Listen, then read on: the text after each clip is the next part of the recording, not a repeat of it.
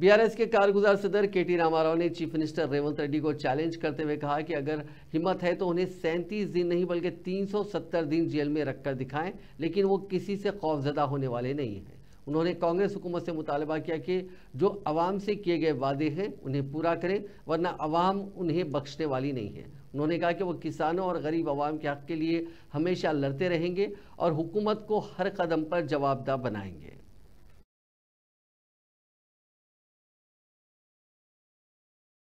December 3 తర్వాత తీసుకుంటే 7500 రూపాయలు వస్తుందని చెప్పిండు. సంవత్సరం దాటిపోయింది, ఒక్క రూపాయాన్ని ఇచ్చిన రైతులకు ఇయ్యలేదు. ఏం చేసిండు?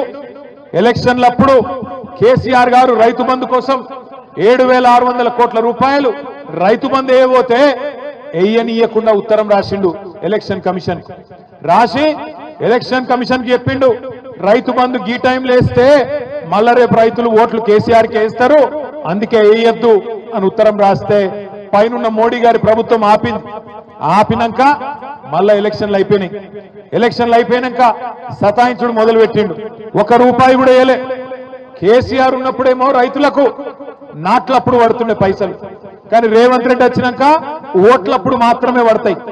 ఏం చేసిండు? 7600 కోట్లు దాచి పెడితే రైతులకు వేయాలని చెప్పి యాసంగి పంటై రేవంత్ రెడ్డి ప్రభుత్వం వచ్చినాక నాట్లప్పుడు కాకుండా పార్లమెంట్ ఎన్నికల్లో ఓట్లప్పుడు వేసిండు. ఆ ఒక్కసారికి కేసీఆర్ గారు ఇచ్చిన పైసలు వేసిండు, తప్పించుకున్నాడు. మళ్ళా తర్వాత వానకాలం పంట, వానకాలంకు రైతు బంధు వేసిండా లేదా? పడ్డాయా పడలేదా? ఒక షాబాద్లో పడ్డాయి, అయింది స్పెషల్ గా పడ్డాయా? పడలే. రాష్ట్రంలో 1 రూపాయి కాదు కదా, 1 బుడ్డ పైస కూడా రైతులకు వానకాలం ఇయ్యలే.